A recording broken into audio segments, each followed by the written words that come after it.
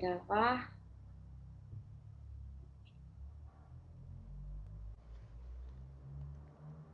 Gente, boa noite a todas e todos. É com prazer que a gente começa a terceira edição da nossa roda de consultoria. Esse é um projeto da SBPOT que a gente que tem como objetivo aproximar pesquisadores profissionais, abrir espaços de discussão de casos de intervenção na área de psicologia organizacional do trabalho, contribuir para a formação, né, de pessoas na área. Então, a gente sempre tem aqui a presença de estudantes de graduação, pessoas de empresas júniores. Então, fazer essa aproximação entre pesquisadores, profissionais mais experientes e estudantes. Então, a gente quer criar uma cultura de discussão de caso e de formação de rede de apoio, né, que a gente possa compartilhar nossas dúvidas, compartilhar conhecimentos, e alimentar tanto a pesquisa quanto a prática. Hoje, a gente tem o prazer de ter uma convidada com uma vasta experiência, que é a Terezinha Sete. Terezinha é psicóloga, a formação dela foi com ênfase em psicologia clínica na PUC, Minas Gerais. Ela tem especialização em psicologia organizacional e do trabalho, análise institucional e grupos operativos. Tem formação em psicanálise, tem certificação internacional em coaching, é facilitadora de grupos em processos criativos, tem uma atuação, uma experiência enorme, atua há mais de 30 anos como executiva de RH de grandes empresas no Brasil e fora do Brasil, lecionou em cursos de graduação e pós-graduação, como na FUMEC e na UNA, é coautora de alguns livros, entre eles Como Fortalecer Vínculos Grupais nas Organizações, Um Outro Olhar, Rastros de Amor e Noites de Quarta. Recebeu vários prêmios nacionais por sua contribuição para a área de RH e consta nas listas de 2005 e 2006 das 50 profissionais de RH mais admiradas no Brasil. Terezinha, é uma honra ter você com a gente, ter sua disponibilidade para estar aqui trazendo uma das muitas experiências que você tem, né? E eu passo a palavra para você, e depois da sua apresentação a gente segue com as discussões na roda, né? Com as perguntas. Ok. Quanta responsabilidade, né? Boa noite, Nivalda. Boa noite, Elisa. Boa Eu noite. saúdo a todos e todas que vieram e posso garantir que a nossa roda de consultoria pode ser muito boa. Eu digo isso de uma forma, por um motivo muito simples, porque uma roda, para ela ser útil, ela tem que ter vida, ela tem que cumprir uma missão, que é rodar, girar, abrir caminhos, deixar rastros. Então, meu desejo aqui é esse, que a gente possa girar essa roda juntos e deixar bons rastros. E para isso, eu conto com cada um de vocês. Pelo amor de Deus, não me deixem falando sozinha. Tá? Bom, o, o tema que eu vou tratar aqui, ele se refere a um chamado para uma consultoria é, de uma construtora que me ligou numa época tal, e daqui a pouco eu pontuo, me chamando para apoiar a diretoria e um funcionário deles, um executivo, que havia sido assaltado, e no assalto é, ele estava retornando, estava saindo do trabalho, indo embora para casa numa sexta-feira, um jovem de 29 anos, uma menina que ele estava paquerando, chamou no telefone, ele parou em frente a um supermercado para conversar com ela, para marcar coisas para a noite, e foi assaltado.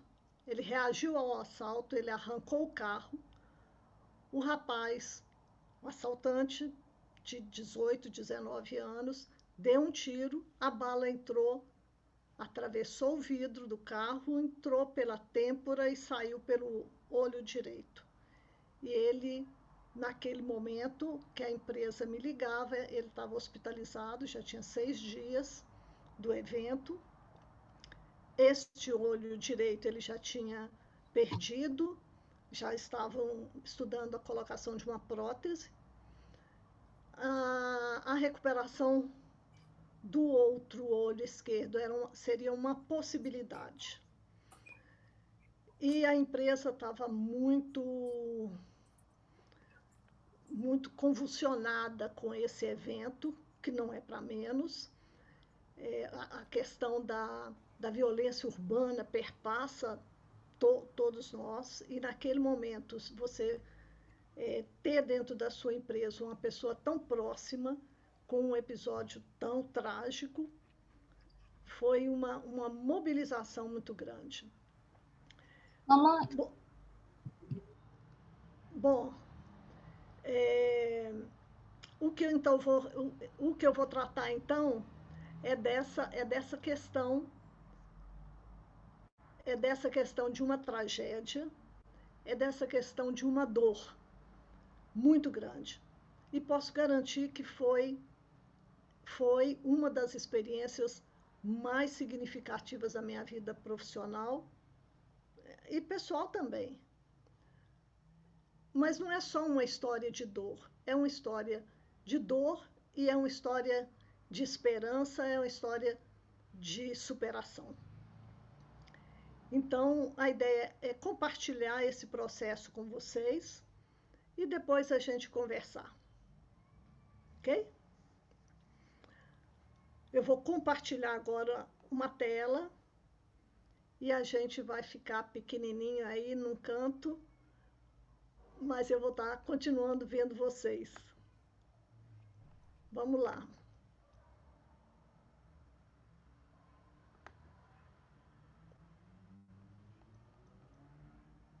Deixa eu ver se eu abri o arquivo correto, ok.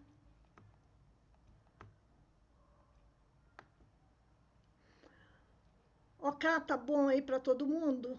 Tá bom, Elisa? Tá, sim, tá ótimo. Tá? Sim. Bom, então, o projeto, não neste momento, mas no desenvolver dele, eu denominei de um outro olhar, porque ele tinha perdido a visão, mas ele teria que descobrir uma outra forma, outro recurso, outras possibilidades de enxergar a vida e continuar, e não sucumbir. Aliás, eu gostaria de pontuar isso, não deixar esse executivo sucumbir à cegueira. Eu considero que era a maior preocupação que eu tinha naquele momento inicial. Bom, então a gente vai tratar disso, e esse um outro olhar não quer dizer simplesmente que se encaixa na condição de uma pessoa com deficiência visual. Ele se encaixa a qualquer um de nós, porque é preciso olhar de outra forma N questões no trabalho e na vida também. Bom, sem querer fragmentar o trabalho, eu diria que ele teve 3 momentos, e eu vou pontuar esses momentos. O primeiro, que faz a maior parte, que é essa consultoria, esse trabalho até a superação, e depois 2 outros momentos mais reduzidos que eu apresento mais no final. Bom, então como é que foi que aconteceu? Como é que tudo começou, né? Esse diretor da Odebrecht, ele me liga. Eu não conhecia, nunca trabalhei para a Odebrecht, aliás, só trabalhei este contrato. Eles me ligam no dia 6 de agosto de 2008,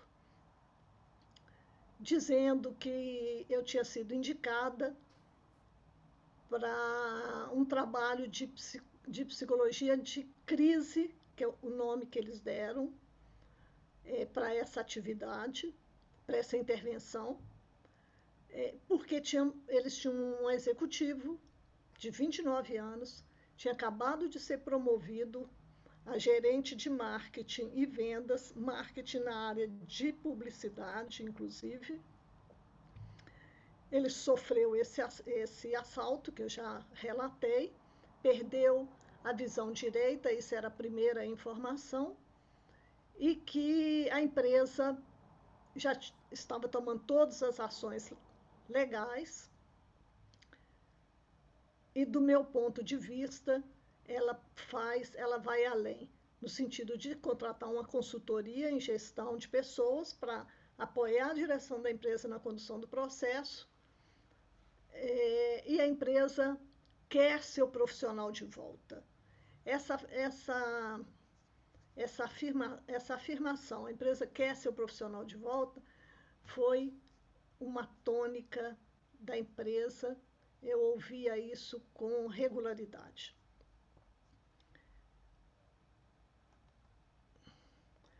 Bom, voltando aqui ainda, eu diria o seguinte, eu falei que essa ligação foi no dia 6. A diretoria, um diretor estava viajando e que deveria também participar da reunião, eles marcaram a primeira reunião para o dia 11 de agosto. O Luiz Gustavo, que é o nome do executivo, e daqui para frente eu passo a chamá-lo assim, inclusive ele sabe, eu avisei para ele que eu estaria hoje falando do projeto para vocês, garanti que falaria bem dele, e vamos lá.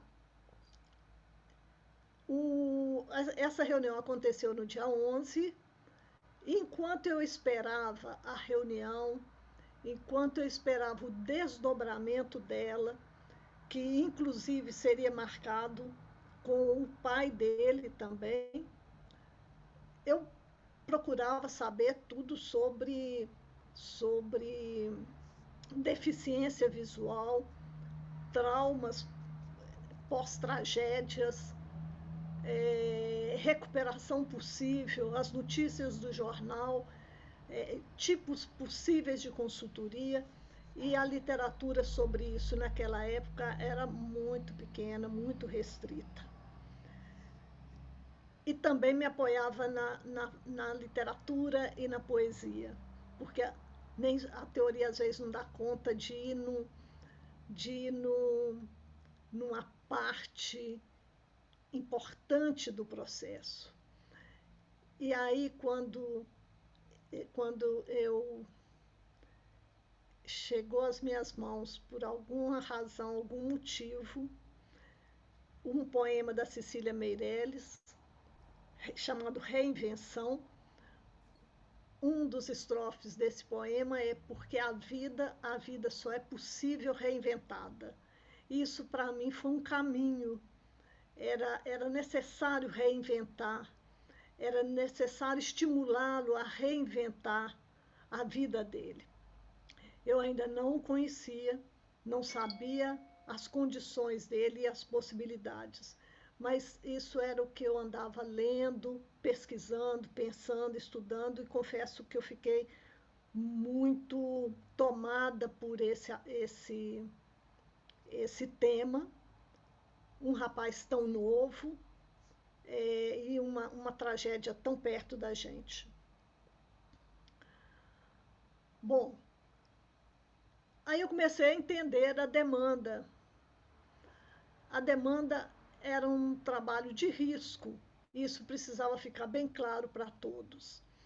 Eu já tinha tido a conversa com o pai dele, e muito embora a empresa já tivesse fechado comigo um trabalho de consultoria, eu tinha combinado com eles que essa autorização da empresa era para o trabalho para a empresa. o trabalho para o executivo, para o Luiz Gustavo e família dele, dependeria do aceite dele. Isso não é não é uma definição da empresa, é uma definição dele. Ela pode oferecer, ele pode querer ou não.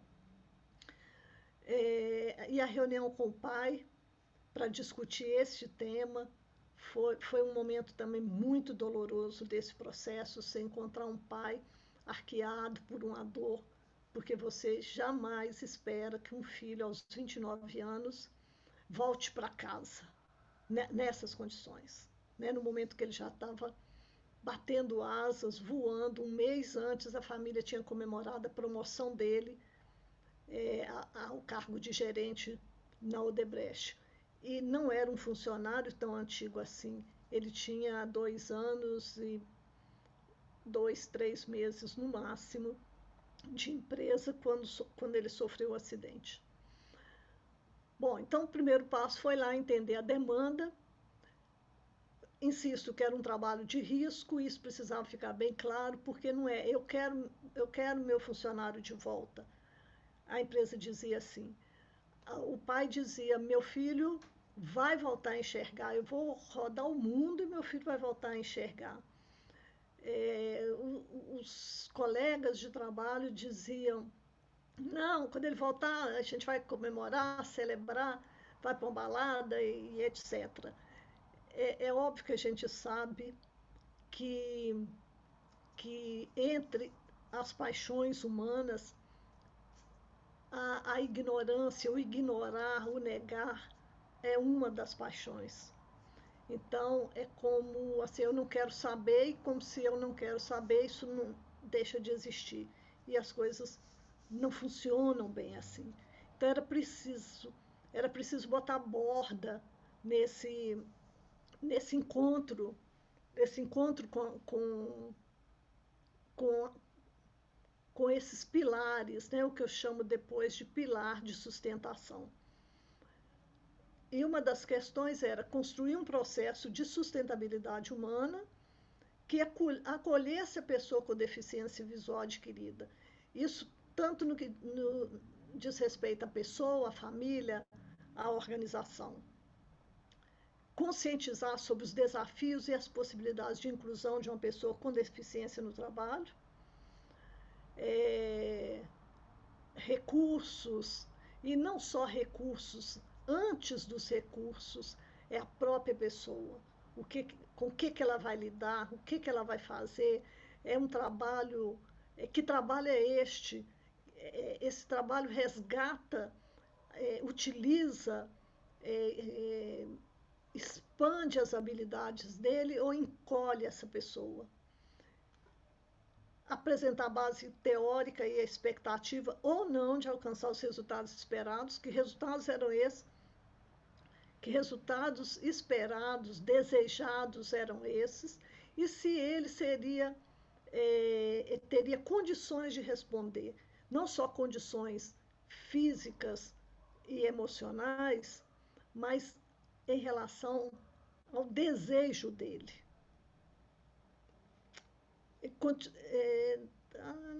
Aqui, conscientizar sobre o desafio e as possibilidades de inclusão de uma pessoa com deficiência, apresentar a base teórica, apoiar. E outra coisa, eu também não saberia, eu não poderia definir, garantir para eles de que aquela toda expectativa que eles estavam depositando em mim significaria um alcance do objetivo que eles queriam. Porque nem o que eu queria, nem o que eles queriam, sozinho era determinante se ele não tivesse preparado para isso. É óbvio que cabia a mim possibilitar, desafiar, trazer para essas possibilidades. Mas quais possibilidades dependeria dele? Em que tempo também dependeria dele? Apoiar e dar sustentação na construção dessa travessia. E diante dessas questões, o trabalho foi planejado em ciclo. Foi a proposta que eu fiz, cada etapa seria seria um ciclo. Poderia durar um mês, ou até 3, 4 meses no máximo. Aí a gente fecharia aquele ciclo, discutiria este caminho, refaria a rota se fosse necessário e continuaria ou não com o trabalho. Inclusive, poderia ser eu dar conta de uma parte e ele precisar de outra pessoa para poder ir além, né? Nesse caso. Então, eram os limites. A gente foi fazendo a moldura, o entorno, a borda. Como é que nós iríamos trabalhar? É, durante esse percurso dessas conversas que eu falei, eu fui registrando as minhas percepções sobre a empresa e as características de Luiz Gustavo ditas pelas pessoas. Então eu já sabia que ele era uma pessoa muito dita por várias pessoas, né? Já sabia que ele era uma pessoa muito inteligente, ambicioso, um excelente negociador, tinha crescido rápido dentro da empresa, uma disponibilidade, uma promessa de altos cargos no futuro, uma disponibilidade de viajar pelo mundo e morar onde fosse necessário, habilidade verbal, de relacionamento. Então, eu fui pontuando essas características, essas habilidades dele, e fui também registrando as minhas percepções sobre a empresa. O que seria possível, o que não seria possível, até onde, até quando e etc. Então, na proposta, ela passa exatamente por esses caminhos, que seria intervir e mobilizar os pilares de sustentação. Que pilares seriam esses? A empresa, através de sua diretoria, que significaria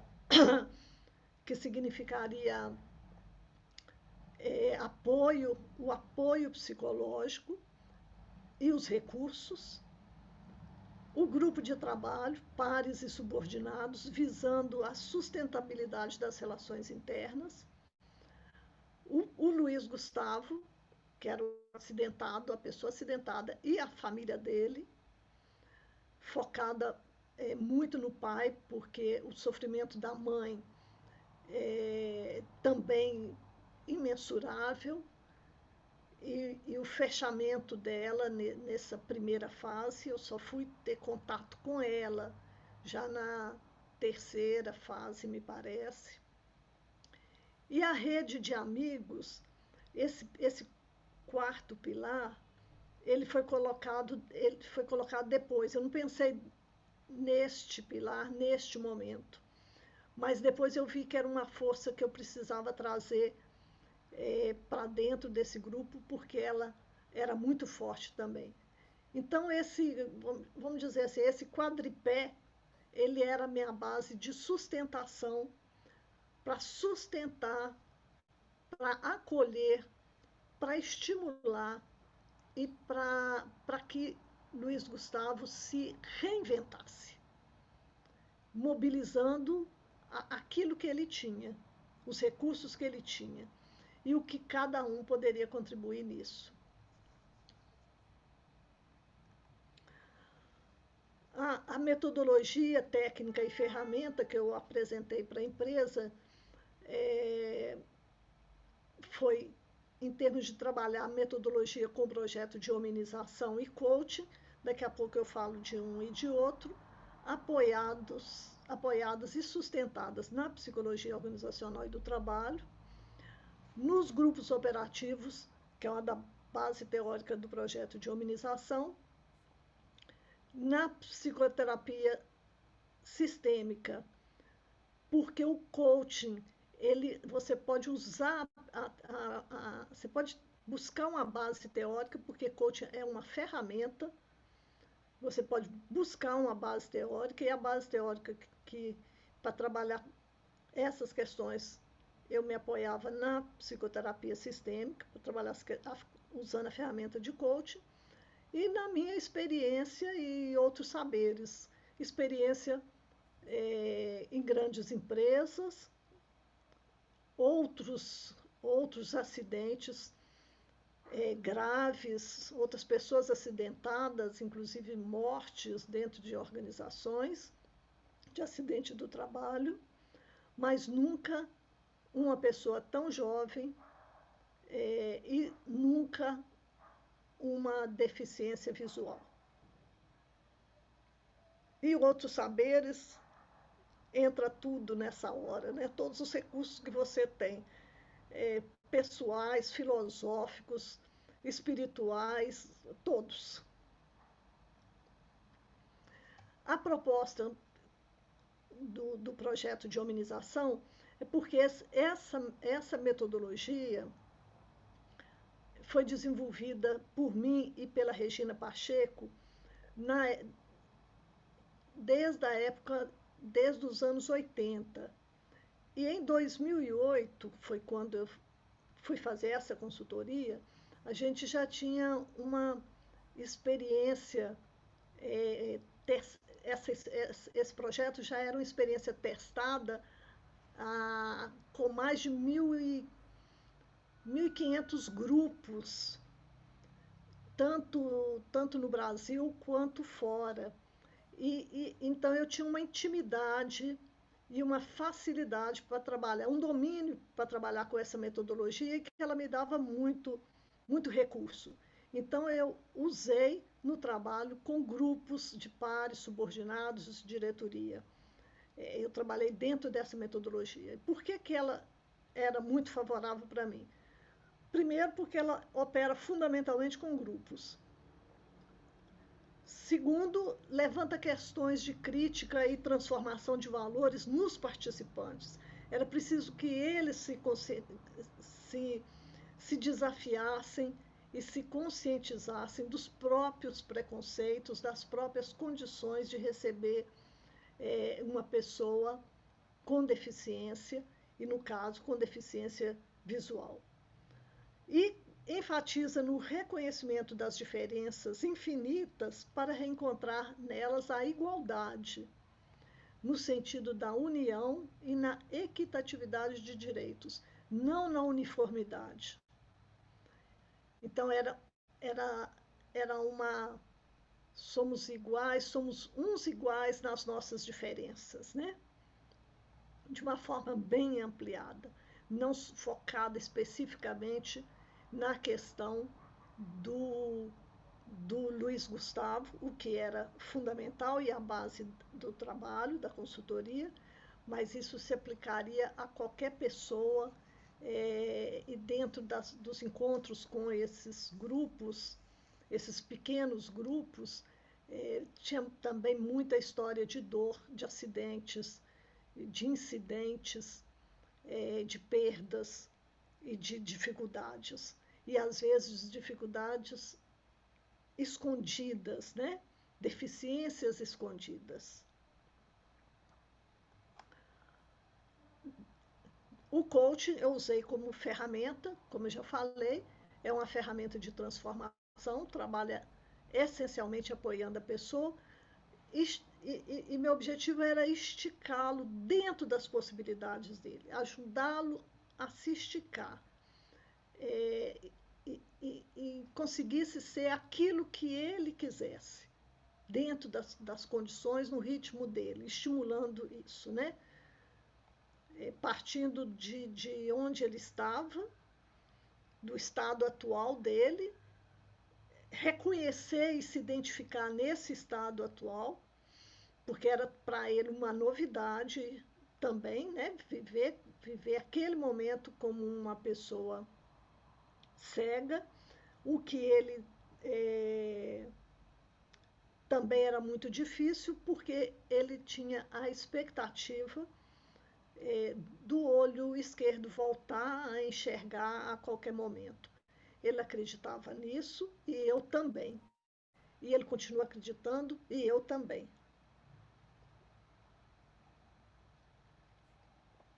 Bom, aqui, quando eu vou falar de foco, eu não estou falando um foco da empresa.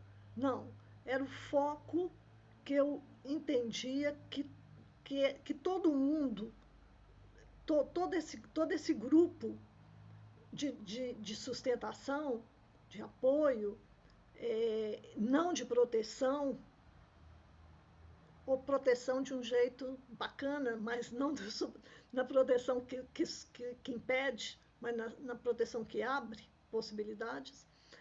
Então, era de que esse grupo deveria olhar, abrir o olhar para esse lado da ética, a ética dentro desse conceito que o Butch fala muito bem, para mim, né, para o meu gosto, que a ética é o indicativo do que é mais justo ou menos injusto diante de possíveis escolhas que afetam terceiros. A convivência com as diferenças, a solidariedade, que é a comunhão de sentimentos e de atitudes, responsabilidades mútuas, todos os atores sociais, e a inclusão, a pessoa vista pelo seu potencial, suas habilidades, inteligências e aptidões, não pelo foco da deficiência, exclusivamente. Aí agora eu vou começar a falar sobre o desenvolvimento do trabalho. Agora sim, eu entro no como é que isso aconteceu na minha, e vou focar mais na minha relação com ele, no trabalho com ele. Vocês, em cada etapa, tem um verso da música Travessia, de Milton Nascimento e Fernando Brant. Olha, eu posso dizer que é a trilha sonora deste movimento que aconteceu. E é interessante como isso se encaixa. E encaixa tanto que na época do livro eu pedi para que eles, Fernando Brant e o Milton Nascimento, aprovassem a inclusão desses versos no livro, né? Como marcação da trajetória, da travessia que ele fez. Então, o primeiro momento é Fez-se noite em meu viver. Foi um momento inicial da tragédia. A escuridão arrebata a vida e os sonhos dele e da família dele. O meu primeiro encontro com ele foi no dia 20 de agosto, na casa do pai dele. O acidente, como eu já disse, o incidente, eu prefiro chamar de incidente, foi no dia 1º de agosto. No dia 20 de agosto foi meu primeiro contato. E foi emocionante esse primeiro encontro com ele. Eu me descrever para ele e ele achar muito estranho e muito necessário que daquele momento ele precisava de conhecer as coisas pela descrição das coisas e das pessoas. A expectativa dele, ele entendendo que aquilo tudo era um pesadelo. E nesse momento, nesse dia, eu me lembro dele dizer assim para mim que ele preferia ter morrido. Bom, nesse momento eu perguntei para ele assim, mas então por que você não morreu? Por que você viveu? Qual que era o motivo, né, que te puxou para a vida? E ele me disse que a dor da mãe dele com a perda dele seria absurdamente maior do que ele viver cego. Então, era a partir essas porções mágicas, né, que eu ia recolhendo nesses encontros, que fortaleciam a pegada para poder puxá-lo. Então, ele ele já tinha um sentido, mesmo que pouco dito, pouco compreendido, ele já começava a enxergar alguma coisa um pouco maior do que a tragédia que abatera sobre ele. A perícia no INSS estava marcada para o dia 22. A perícia estava marcada para o dia 22, 2 dias depois. Nesse momento, neste dia, quando eu saí desse encontro, eu já liguei para a empresa, fiz um relatório, porque a expectativa era de que ele ficaria 6 meses em casa, até fazer todo o processo e retornar para a empresa.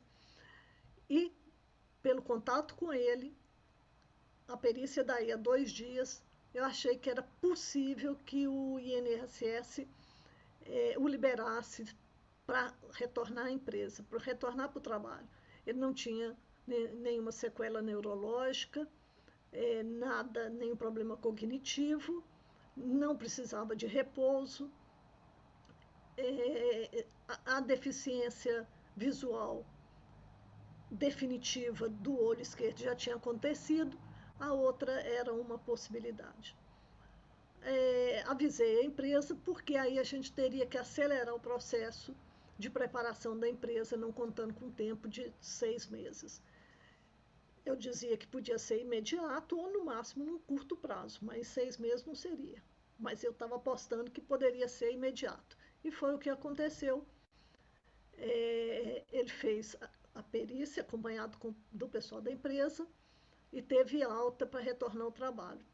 E aí, então, eu é que pedi que ele ficasse em casa por mais 10 dias até o final do mês, para que eu pudesse trabalhar o grupo para recebê-lo.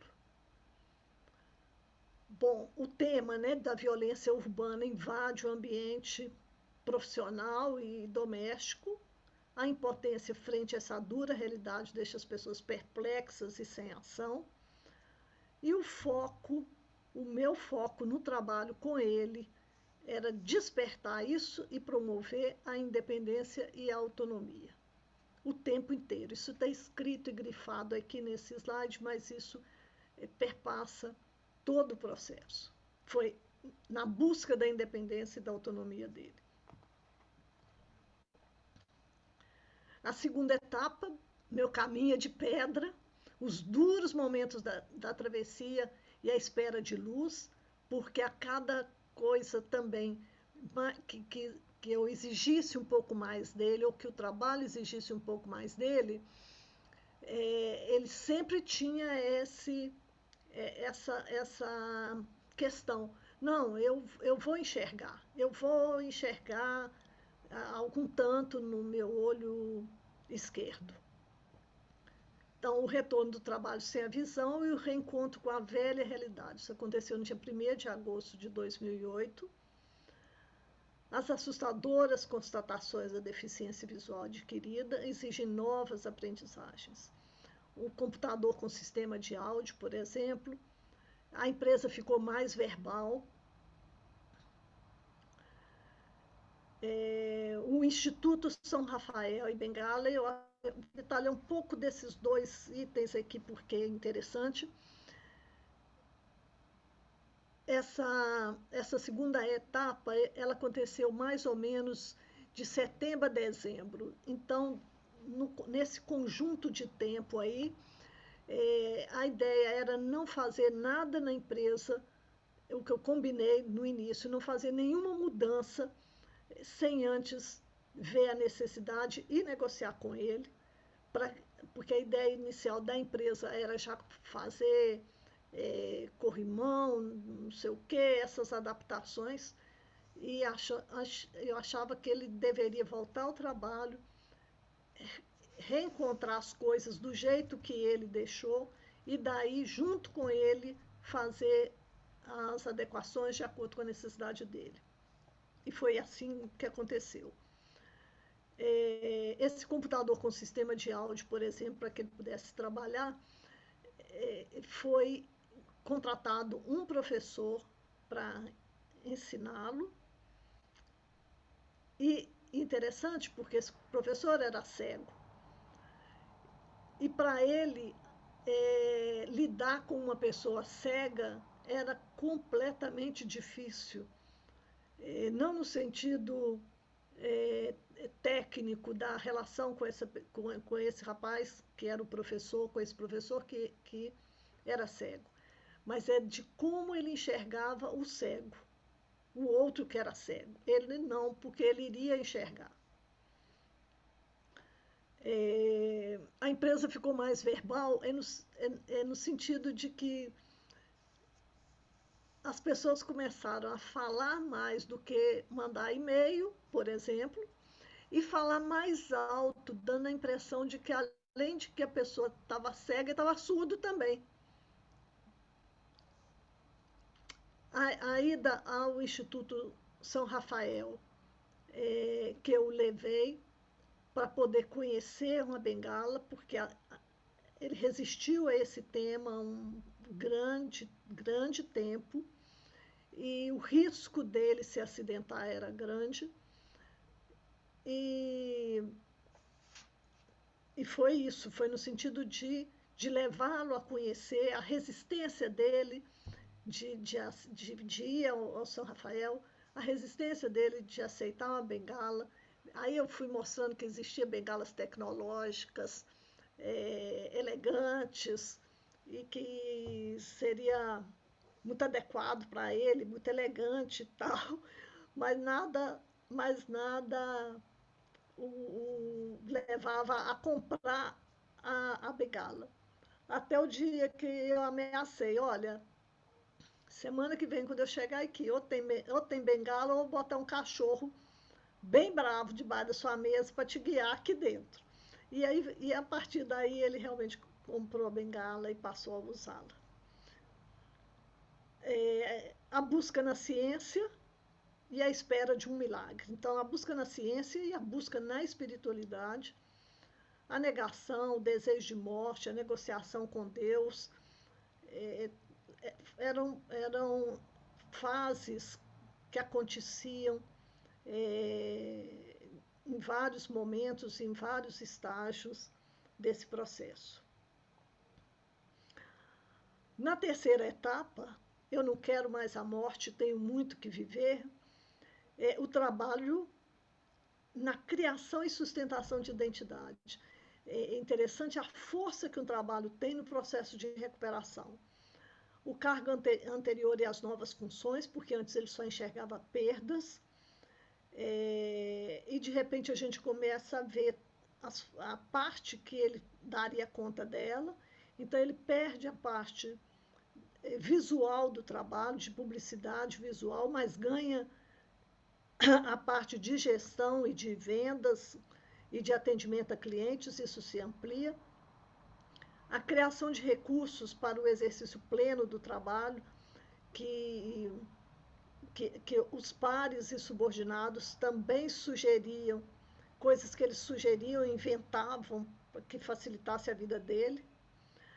Aí teve uma mudança nessa época, na terceira etapa, uma mudança na direção da empresa. Então, aquele pessoal que apoiava desde o início, conhecia a história desde o início, foi mudada, eles foram para outros lugares e países, e outros diretores chegaram na direção em Belo Horizonte. E ele estava com muito medo, isso já era 2009, a crise já tinha começado, o número de demissões muito grande, e ele estava muito inseguro nessa época também. Muito embora eu garantisse para ele que, daquela turma toda, o único que tinha garantia de 1 ano de emprego, quer dizer, até setembro, o único que estava empregado ali era ele. O resto, todo mundo era demissível, né?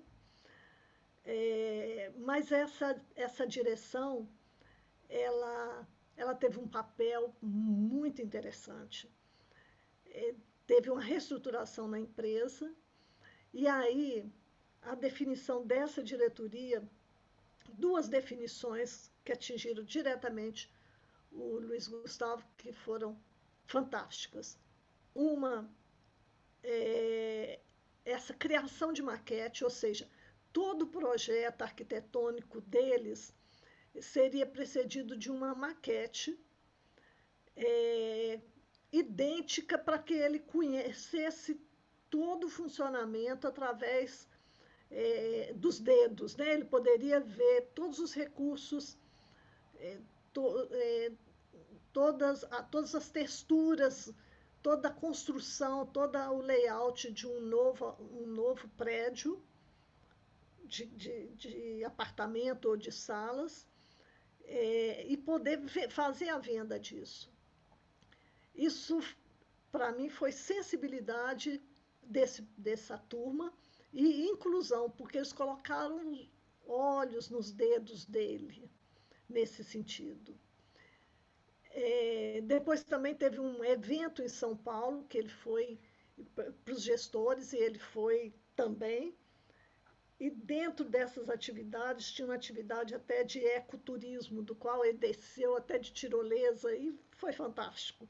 Ele não lembrava, e eu acho isso fundamental, ele naquele momento ele não se via cego. Então, o não sucumbir à cegueira e a descoberta de novos sentidos, a dor de perder a visão ganhava um sentido, que era a consciência das tragédias humanas, a possibilidade de superá-las e a capacidade de descobrir formas de ajudar outras pessoas. A quinta etapa, hoje faço. A quarta etapa, hoje faço com o meu braço o meu viver, que foi a fase da superação, enfrentar as questões do dia a dia, do trabalho, bater metas, conhecer novas pessoas, sair para o mundo, fazer planos, namorar, ter esperança. Namorar, eu grifei, porque nessa fase, um mês antes de encerrar, de finalizar o trabalho comigo, ele não precisar mais de acompanhamento, ele conheceu a que hoje é a esposa dele. Ele não conhecia, então é diferente de outros relacionamentos que ele teve antes do acidente. Começou a namorar a Tatiana, e quando eu concluí o trabalho com ele, eles tinham um mês ou dois de namoro. Depois continuaram, se casaram, têm um filho e etc. Novas aprendizagens, sendo a maior delas o aceitar-se com deficiência visual adquirida, coragem e superação, a empresa, tanto da parte dele quanto da empresa, a empresa facilitando isso. Do meu ponto de vista, ela praticou fundamentos avançados de gestão de pessoas, a família, amigos, pares, subordinados, formaram uma rede de sustentação e que operou muito bem durante todo o processo. Aí vem a finalização. Isso aqui foi no último dia, e eu registrei exatamente aqui nesse slide o meu sentimento e o que aconteceu naquele momento. Que é chegada a hora de nos despedirmos, né? Naquele momento. Uma única lágrima desce delicadamente pelo seu rosto e sai do seu olho direito, o da prótese. Eu me emocionei muito também. E sem pronunciar palavras, inspiro-me em Guimarães Rosa. Olhando para trás, posso perder a noção da distância que percorremos. Então, retorno ao começo de onde... Deixa eu tirar aqui. De onde a imagem partiu, miro a trama do tecido na viagem e vejo, em seu término, no bordado, a restauração do rosto reinventado. Alegra-me a travessia. E aí finalizamos esse um ano de trabalho, ele independente e autônomo na função que ele passou a exercer, praticamente a mesma, retirando só a parte de publicidade visual. rapidamente, eu acho que eu já estou avançando muito no tempo, não é, ô Elisa? A gente, o tempo é todo seu, assim, a experiência rica, belíssima, fique muito à vontade. Assim. Eu vou passar rápido, porque esses dois momentos agora são mais rápidos mesmo. Então, o segundo momento foi de 2009 a 2010. O trabalho dele, o trabalho meu com ele já tinha encerrado, já estava concluído. Durante o processo, lá pela terceira etapa, onde ele questionava-se comigo: Ah, Terezinha, você pode tudo. E eu disse para ele: Não, eu não posso tudo, ninguém pode tudo. Eu posso muito, mas não posso tudo. Você também pode tudo, muito, mas não pode tudo. Ele falou, mas eu posso, eu não vou enxergar. Eu falei, isso tem limitações mesmo, mas você pode muitas outras coisas. E vamos ver o que, o que você pode. Aí ele falando, então fala para mim o que você não pode. Você pode tudo. Eu falei, eu não posso, não seria uma boa artista, não sei tocar instrumento, tem dificuldades com línguas, é, teria dificuldade de exercer a sua função, não sei vender nada. E fui explicando para ele. E falei, então agora vamos ver o que, que você pode. Ele falou, eu não posso nada.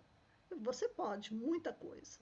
Você tem habilidade X que dá para isso, para uma habilidade política interessante, de repente você pode ir para a área da política, ser um vereador, crescer na política, você pode fazer isso, você pode fazer aquilo, você pode escrever um livro, contar a sua história.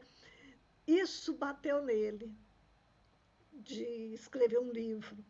Então, pronto, passou.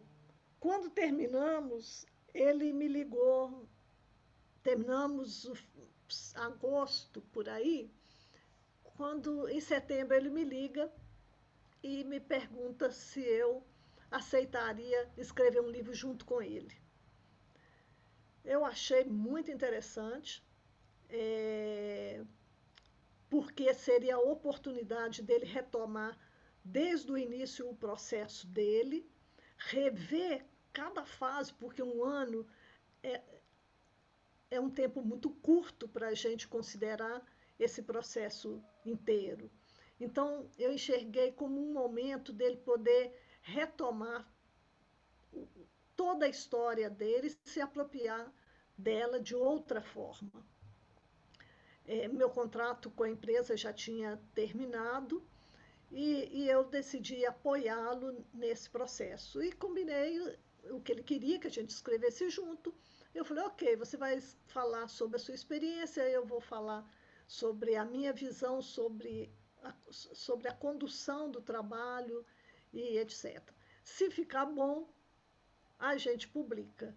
Se não ficar bom, vai ser muito bom rever toda a sua história e etc.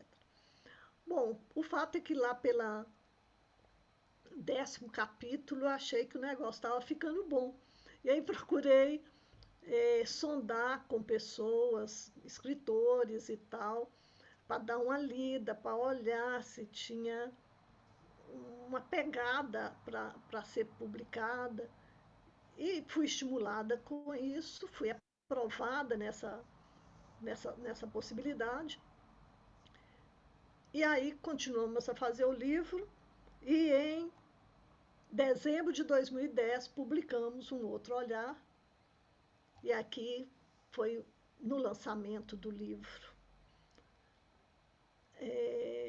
onde conta a história dele, uma história real de superação no trabalho e na vida. Isso teve a duração de um ano, né? De um ano e pouquinho, que foi o final de 2009 ao final de 2010. Eu estou chamando de segundo momento. O terceiro momento, o terceiro momento foi o seguinte, aí já foi em 2012, me parece maio de 2012. O diretor de recursos humanos da Odebrecht me liga, ou seja, desde 2010 eu não tinha mais contato com o Luiz Gustavo. E desde 2009 não tinha mais contato com a Odebrecht. A não ser que eu procurei a Odebrecht, ela publicou o livro e etc. Foi uma grande festa. Nesse terceiro momento é que esse diretor me procura, porque o Luiz Gustavo tinha pedido demissão, queria sair da empresa, queria que a empresa o desligasse, fizesse um acordo com ele e etc. e tal. E eles me procuraram porque é como se eles quisessem um atestado de sanidade, de que não estava doido. Porque como um cara cego, todo esse envolvimento, aqui é um lugar que ele conhece, ele tem essa deficiência, é irreversível, como é que vai ser? Aqui a gente cuida, pá, pá, pá, pá, pá. Mas ele queria sair, a empresa então me contratou e eu fiquei lá uns 3 meses para entender a motivação dele e fazer com ele um plano de saída. E foi isso que aconteceu. O objetivo da empresa, na visita desse entendendo essa demanda desse diretor, queria que fosse clareado para o Luiz Gustavo mesmo as especificidades da demanda, no sentido de deixar seu emprego e virar parceiro, um prestador de serviço, um empresário, fazendo as vendas da Odebrecht e de onde mais ele quisesse. Eu não vou detalhar isso aqui, mas o fato importante é de que nesses 3 meses eu entendi que era um desejo dele, um desejo real, se lançar, se arriscar. Ele é, né? Ele é um rapaz muito inteligente, ele é um rapaz muito ambicioso. Ficar limitado dentro das condições da empresa, vendo que ele não poderia crescer mais do que de onde ele estava, porque daí para frente ele precisava de ter uma mobilidade, morar em qualquer país do mundo, isso era mais difícil, e etc. Eu vi que ele não estava doido, que ele estava bem consciente dos riscos e dos ganhos. Conversei com a empresa, eles negociaram com ele, ele fez o que nos pareceu a ele, e eu achei bom, já que parecia para ele, um bom acordo, uma boa negociação, e ele sai da empresa, monta a empresa dele, e é isso que ele faz hoje. Ele tem uma imobiliária e mexe com compra e venda de apartamentos. E vende tanto apartamentos da Odebrecht quanto de qualquer um, né?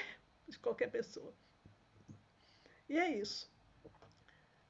Hoje continua, né? Está casado com a Tatiana, tem um filho, Gustavo, que deve estar na faixa de 7, 8 anos, no máximo. E garanti para ele que falaria dele aqui, falaria bem. É um cara que eu diria que é um rapaz de coragem, né? Enfrentou e enfrenta as dificuldades que não são simples, mas com coragem, com força, da forma que a gente tem de lutar pela vida, cada um do seu jeito. Na essência, é isso que eu gostaria de estar compartilhando com vocês. E se me deixar, eu vou falar aí até sobre esse assunto, porque é um assunto que me puxa. E estou aí à disposição para a gente fazer a roda girar e conversar um pouco. Terezinha, é muito emocionante, assim, Obrigada pelas palmas, gente. Eu estou emocionada. vários momentos assim do relato, e a forma poética de contar também emociona mais ainda. O caso já é muito tocante e a maneira que você relata e a sensibilidade que você relata também torna o caso mais bonito ainda. Eu vou franquear a palavra para as pessoas que quiserem fazer perguntas para a Terezinha sobre essa experiência.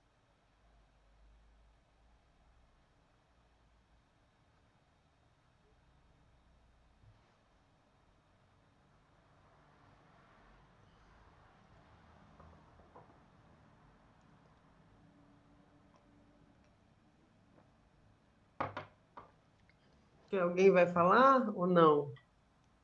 Pode começar, Evelyn. Posso? Sim. Bom, boa noite a todos, a todas, né? Ainda não tive oportunidade de verbalmente cumprimentá-los, mas na verdade eu não tenho uma pergunta, né? Eu tenho um comentário a fazer, que é assim, acho que a Elisa já falou sobre a beleza do caso, né? E quando a Terezinha falou da situação de crise, né? Isso sempre crise é uma palavra que me mobiliza muito, né? É uma questão que me mobiliza muito. E eu acho que é uma questão muito atual. Então, se a gente trouxer isso que aconteceu para a realidade, para os dias atuais, eu acho que fica muito evidente, né? Pelo menos eu sinto isso na apresentação, o quanto o apoio organizacional e um apoio psicossocial pode contribuir com a mudança na vida de um indivíduo, de um grupo, de um entorno, de uma sociedade, né? No caso, foi um relato de caso belíssimo, lindo, mas isso também, em outras proporções, é um baita de um amparo, né? De uma mola propulsora de desenvolvimento,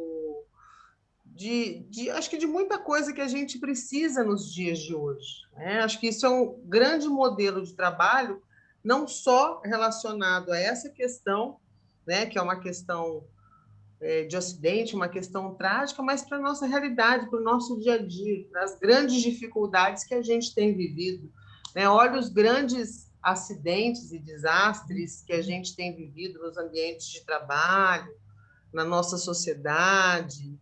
Então, assim, é um belíssimo caso, mas que deixa muito claro a diferença que faz um suporte organizacional e um suporte psicossocial para uma sociedade.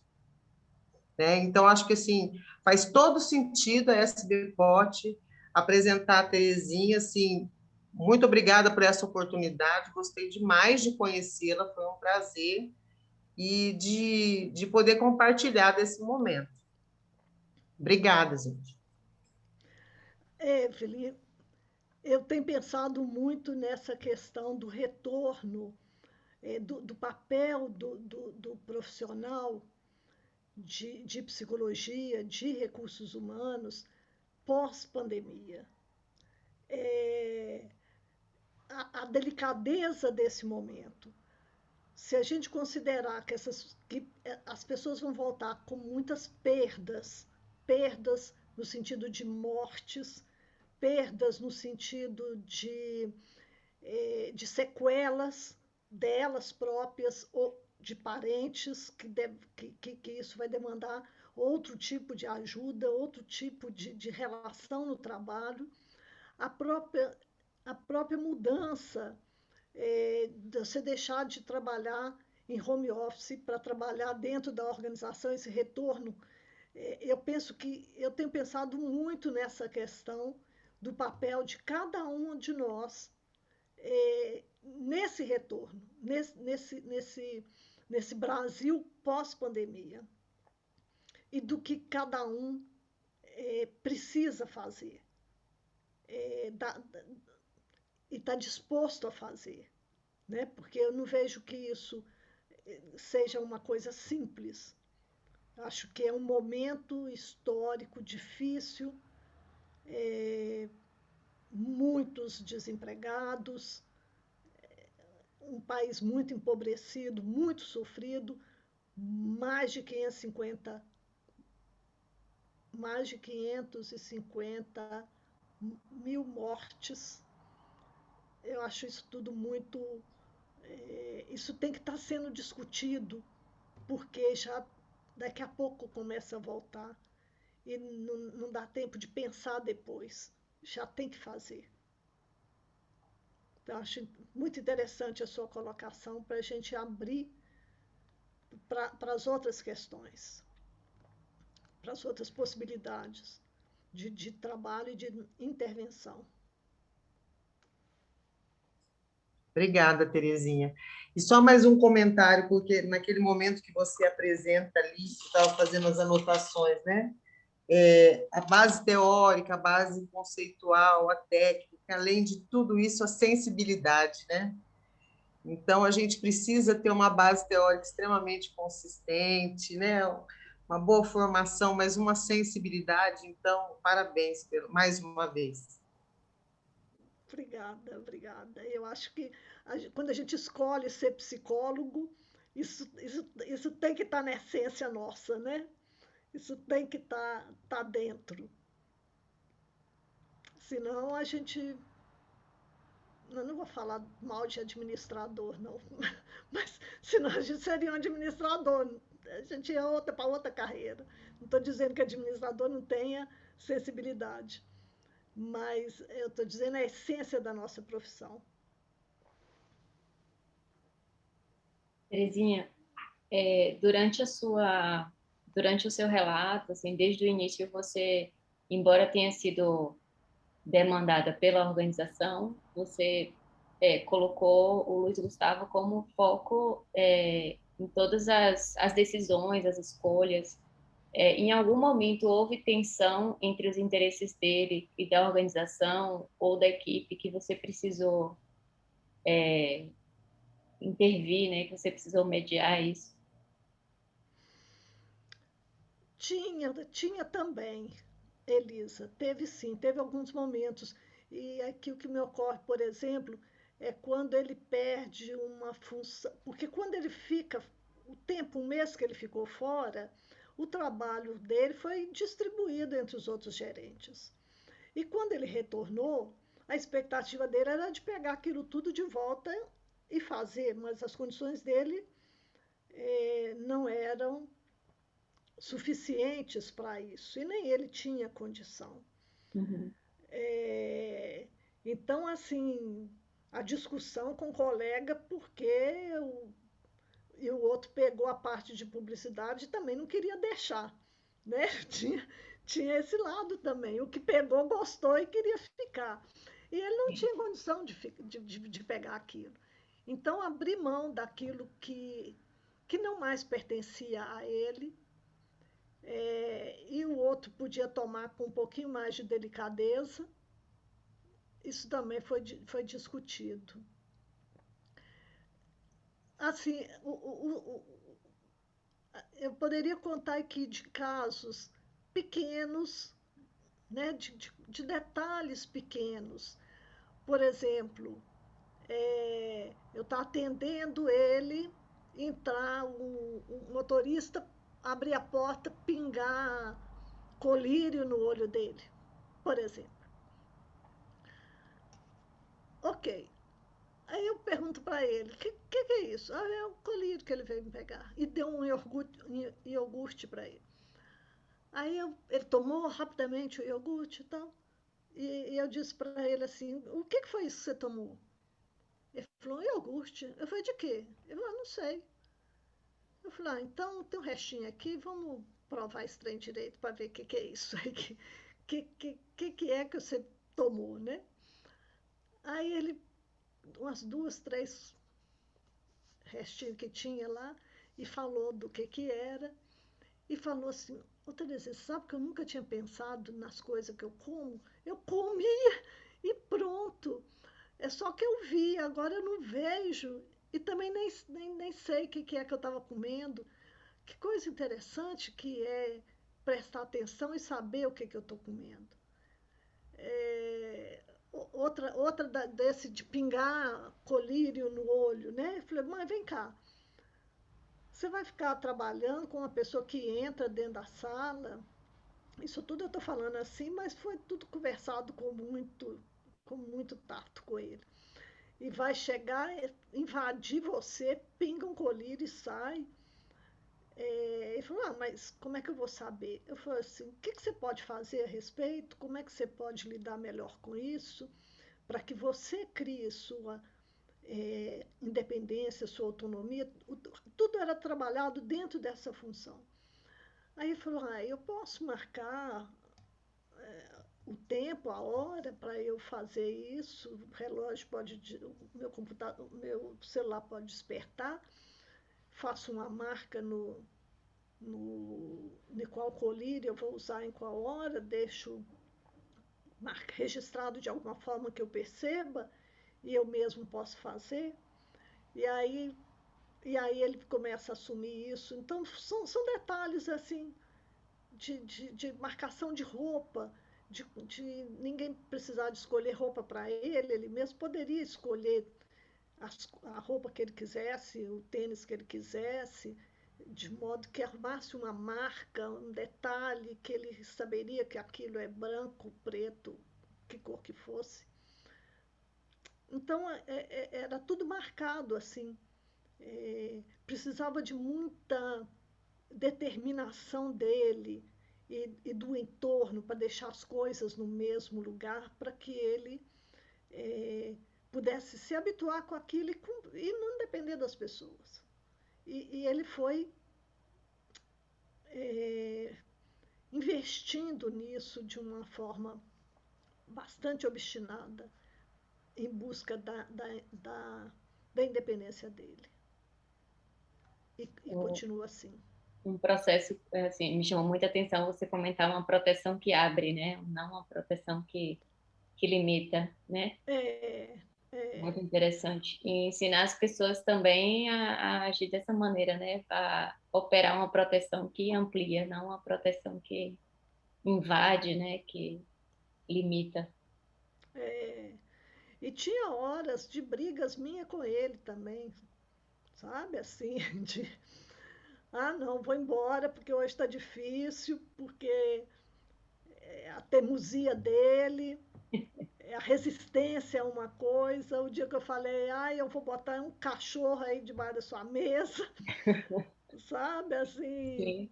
E a gente ria, né? Porque eu propunha uma bengala e ele, então, para achar uma solução, ele propôs um taco de beisebol. Isso não é bengala, isso é arma. A arma está proibida, vamos lá na bengala. Então a coisa era tratada assim, devagar, no ritmo que ele dava conta. É óbvio que o ritmo que ele dava conta não é parado, não é nesse sentido. É de você puxar, é como se ele fosse um elástico e eu pudesse puxar, mas tinha que ter muito cuidado para não esgarçar, né? Não perder a referência dele. Sim. Cris está com a mão levantada aqui. Oi, não sei, vocês estão me ouvindo? Estão me ouvindo? Bom, boa noite, Terezinha, realmente é um privilégio ouvir você, tem muita coisa, eu cheguei depois, vocês desculpem, mas eu queria, quando você falou a história do administrador, me inspirou um pouquinho, porque eu dou aula para eles há mais de 20 anos, e eu aprendo muito com eles, mas eu acho que a competência da delicadeza, para qualquer pessoa que trabalha no coletivo, ela é importante. E para qualquer formação, sociologia, pedagogia, o que seja. Então, isso que você traz e que a psicologia tem, e também não usa muitas vezes, eu acho que ela podia ser destacada nesse processo de readaptação no trabalho. O processo de readaptação ao trabalho, ele é muito mal feito, a gente sabe há décadas, no mundo todo. O processo de readaptação em si, né? Eu trabalhei no SESI, e é um buraco, a parte comportamental é uma coisa absurda de mal feita, né? E a gente sabe que isso é uma luta eterna. Então, essa delicadeza da reconstrução, do não esgarçar, da redescoberta, do reaprender, é uma obra-prima que você traz, e eu acho que a gente tem discutido isso muito pouco no ambiente da psicologia e readaptação, a importância da delicadeza, da escuta, da reintegração. Então, eu acho que o teu relato ele é emblemático, é um marco de que é possível e que não só como assim, o apoio institucional, organizacional, tudo bem, mas a questão do papel do psicólogo que faz o processo de readaptação. São pouquíssimas as experiências publicadas, né? A gente podia ter, talvez, uma edição especial, uma mesa especial disso. Você já fez readaptação de acidentados? Porque são relatos impressionantes e há uma carência, a pessoa não sabe como fazer. E agora, nisso que você falou da pós-pandemia, do híbrido, essa semana mesmo eu vi relatos, o terror que as pessoas estão de voltar ao trabalho, ao espaço físico do trabalho, o medo de se contaminar, o vazio de deixar a casa, as crianças. Então, a gente tem um espaço imenso de aprendizado. E a questão da delicadeza, eu acho que ela é imbatível. Ninguém, assim, não se discute a força da delicadeza, da coisa feita com delicadeza, eu acho que ela é muito forte, né? E isso que você traz, ela é muito bonita, é isso que eu queria destacar, como a gente sabe pouco e discute pouco, isso que você traz para a gente, que é essa delicadeza, essa escuta, e o cuidado com não esgarçar o relacionamento, o timing. E isso vale para qualquer profissional em qualquer momento, né? Então, queria te cumprimentar e agradecer o seu relato. É isso. Obrigada, Cris. E olha, eu posso dizer o seguinte, que quando eu fui chamada para esse... Não vou dizer nem que fui convidada, fui chamada para esse projeto, antes de eu definir se eu ia ou se eu não ia aceitar o caso, eu já estava completamente tomada pela situação, sabe? Assim, não cabia dizer não, não cabia isso. E aí você me pergunta por que eu sabia o que fazer? Não sabia o que fazer, sabe? Eu nunca tinha vivido um caso dessa natureza, desse jeito. Eu já tinha até acompanhado outro acidentado no processo de recuperação, um acidente grave onde ele perdeu o braço e foi reimplantado o braço. Ele era, na época, um técnico mecânico, o processo foi longo, e ele foi longo o suficiente para ele definir, inclusive, que ele queria ser psicólogo, estudou psicologia, acompanhei esse processo, fez um concurso, e ele deve trabalhar, não tem mais contato, mas deve trabalhar na prefeitura de Betim, me parece, que era a região onde ele morava e onde ele fez o concurso. Então, assim, dessa natureza que me exigisse ali um acompanhamento tão próximo, tão perto dele, e puxando as condições dele, eu nunca tinha vivido, não. E buscava, como você disse, na literatura, e tem pouca coisa, muito pouco, pelo menos na época tinha muito pouco onde buscar. Então, tem um clássico porque estou falando de trabalho, não estou falando agora que nós vamos ter das perdas família-trabalho, que eu vivi alguns, eu nem vou falar, porque senão eu vou abrir boca, assim, de alunos que perderam parentes, e foram casos dramáticos e que eu vivi, que realmente em outra situação a gente pode compartilhar. Mas eu lembro de um caso clássico da literatura de um operário que perdeu a mão e da linha da psicossomática e reimplantaram.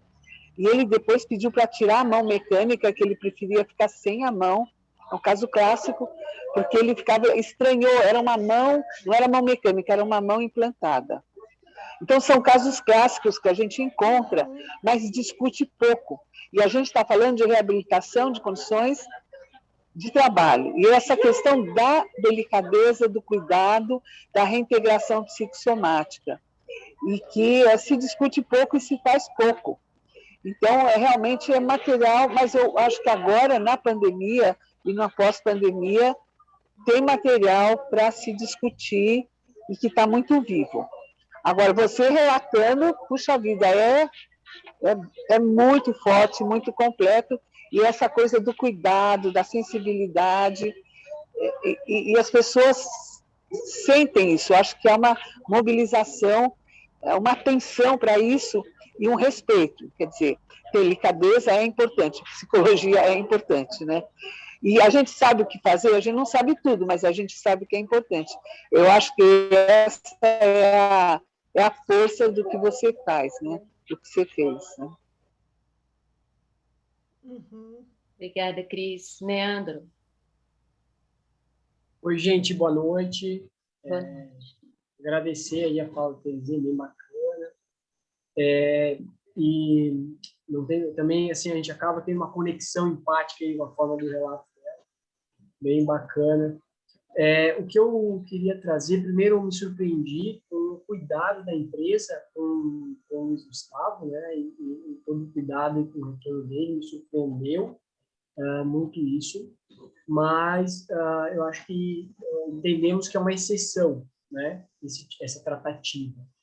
Eu queria, talvez, ouvir um pouco da opinião no seguinte sentido, assim, o papel do psicólogo dentro desse processo, que a realidade na maior parte das PCDs, né, das pessoas com deficiência ou reabilitados que são inseridos no mercado de trabalho, a gente percebe que não existe esse cuidado, né? Qual que é o papel do psicólogo nesse processo, ou da empresa, enfim?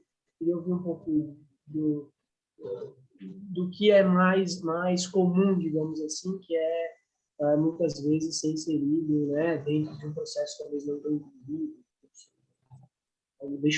Gostaria de ouvir um pouco a opinião disso.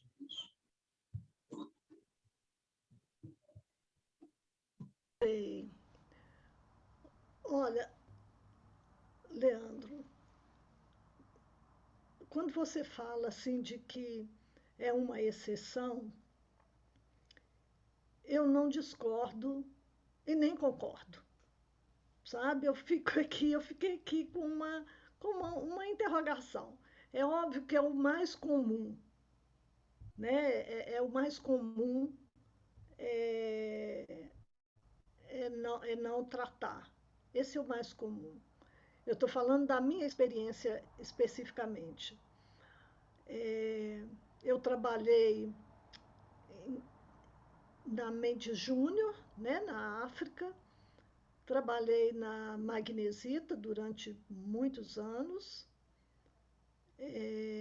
e na Metalur, um tempo também, não tão grande, mas um tempo bom. Nessas três empresas, da minha referência, eu poderia dizer para você o seguinte, que nenhuma delas me impediu de fazer aquilo que eu enxergava que deveria ser feito. Sabe? Eu penso assim que a empresa, a direção, ela não sabe o que esperar de um psicólogo do trabalho. E aí tem um pouco do que eu falei do administrador, Cris. Ela não sabe muito o que buscar, o que esperar, o que você pode oferecer. E eu acho que a gente, psicólogo organizacional do trabalho, eu acho que a gente é muito tímido na oferta do que você pode fazer. Então, eu te falei, eu comecei falando da metodologia de hominização que desenvolvemos dentro da empresa na década de 80. É, eu não fui lá perguntar assim, olha, eu posso desenvolver uma metodologia? A gente foi fazendo. Eu costumo dizer assim, que é assim, tem uma greta aberta nessa porta, vamos abrir, vamos abrir, vamos abrir, vamos entrar. Tá certo? Então, nesse sentido, eu acho assim que tem um receio dos dois lados. Eu acho que talvez tenha um receio maior do psicólogo de propor e, obviamente, fica muito confortável o outro negar os poucos pedidos, sabe? Então, eu não sei se isso faz sentido para vocês, mas na minha história fez, sabe? Assim, eu posso dizer que dessas 3 empresas que eu trabalhei, eu nunca recebi um não. 3 empresas, contando a consultoria, foram outras. Eu não estou contando a Odebrecht nessa história, estou contando a empresa que eu trabalhei. Agora, não é fácil, também conclusão minha, da minha experiência, não é fácil você conduzir um trabalho de psicólogo organizacional fazendo psicologia social e do trabalho, é, porque você é atravessado pelas mesmas questões que todos os outros empregados são. E é, às vezes, um pouco esquizofrênico você ter que trabalhar como psicólogo e trabalhar como empregado. Mas nas empresas que eu trabalhei, é, as pessoas acabaram. Eu não precisava de falar com elas assim, agora eu estou te ouvindo como psicóloga, agora eu estou te ouvindo como gestora. Agora, não. Elas sabiam quando elas estavam falando comigo, requerendo, exigindo de mim meu papel de psicóloga, ou quando estavam conversando comigo e exigindo meu papel de gestora. E eu transitava nesse caminho aí. Eu não acho que é um caminho fácil, não. É, não é um caminho fácil, pelo menos para mim não foi tão fácil, mas é um caminho possível e muito gratificante. Quando a Odebrecht me contratou, ela não sabia o que fazer. Eu também não sabia, mas eu tinha uma base e fui buscar em cima dela. Né? Obviamente que eu tinha mais recursos do que eles para sugerir, para fazer, para testar, para ir, etc. Mas eu acho isso, eu acho que tem um certo. Eu não discordo de você, eu acho que é mais comum. Eu não vou chamar de exceção, não. Acho que é o mais comum porque é o mais. É o, eu acho que acaba exigindo pouco dos dois lados. Eu acho que a gente, como psicólogo, oferece menos do que pode, as pessoas exigem menos do que deveriam e as coisas caminham por aí. Eu lembro, por exemplo, um caso rápido que me ocorreu aqui. Quando eu fui trabalhar na Mauritânia, na África, na construtora Mendes Júnior, naquela época, isso era a década de 70, eles, ou seja, eu já trabalhava aqui na Mendes, eles me mandaram para lá. Eu tinha 21 anos. Eu acho assim, até hoje eu penso que a empresa devia ser doida o suficiente de pegar uma menina de 21 anos, mandar lá para a África para poder cuidar de um acampamento, cuidar das pessoas num acampamento de não sei quantos brasileiros, acho que eram 500, não lembro mais, e recrutar 2.000 pessoas lá. Aí a gente ia com passagem de ida e você só teria uma passagem de volta um ano depois. E nenhuma obra da empresa tinha tido psicólogo trabalhando na obra. Mas nessa, alguém decidiu que teria que ir um psicólogo. Eu trabalhava dentro da empresa, me mandaram ir para lá e eu fui. Obviamente que fui com todo medo, né? Não é nada que hoje a gente conversa por WhatsApp, Zoom, nem nada. Um telefonema era um dia de tentativa, o dia inteiro, e era um preço absurdo. E aí chega uma pessoa, um funcionário, um gestor, para assumir uma determinada área, um brasileiro. Ele chegou uma semana depois, ele estava atrás de mim, dizendo assim: eu sou homem, eu sou rato, eu sou homem, eu sou rato. O cara andava atrás de mim o dia inteiro. Eu sou homem, eu sou rato, eu sou homem, eu sou rato. E eu falava, mas vem cá, o que você quer me dizer com isso? Não sei o quê e tal. E ele não explicava. E eu fui entendendo o que era, que se ele fosse homem, ele ficaria, aguentaria o tranco. Né? Se ele fosse rato, ele ia embora. Ok. Aí eu procurei o diretor administrativo e falei para ele, olha, fulano não tem jeito não, você vai ter que mandar ele embora para o Brasil para se tratar, ele não está bem. Aí ele falou, que não está bem? Esse cara acha que isso aqui é turismo, que vem aqui a passeio, que está bem sim, ele, um ano depois ele vai embora. Aí no outro dia a mesma coisa. E a coisa foi se intensificando. Aí eu falei, você quer saber? Todos nós aqui podemos surtar. Eu, você, qualquer um. Se é para tratar desse jeito, eu já vou te avisando que a hora que você surtar, e botei o surto bem próximo dele, a hora que você surtar, eu vou dizer que é enrolação, que é frescura, que você não tem nada, que você está fazendo, tá querendo fazer turismo, fazer isso, fazer aquilo, porque ninguém fica 24 horas atrás do outro, 24 horas, estou exagerando, mas ninguém fica atrás do outro, eu sou homem, eu sou rato, eu sou homem, eu sou rato, eu sou homem, eu sou rato, porque está gostando de fazer esse papel. Não, não é isso. Bom, o fato é que teve alguma coisa do que eu disse pegou nele, ressoou nele, ele falou, um ou 2 dias depois, então tá, você pode mandar esse cara voltar. Eu falei, mas não tem jeito dele voltar sozinho, não. Você vai com ele. Eu falei, eu não, ele precisa de um médico. Ele precisa, eu não sei como ele vai lidar com essa viagem. Aí o médico do trabalho veio ao Brasil e trouxe. Ele desceu naquela época o voo descia no Rio de Janeiro. Ele desceu do avião e foi engatinhando para o aeroporto. Tá? E teve internado e etc. Então, assim, nós profissionais, estamos expostos a questões humanas. Né? É essa a nossa profissão, isso, esse é o nosso ofício.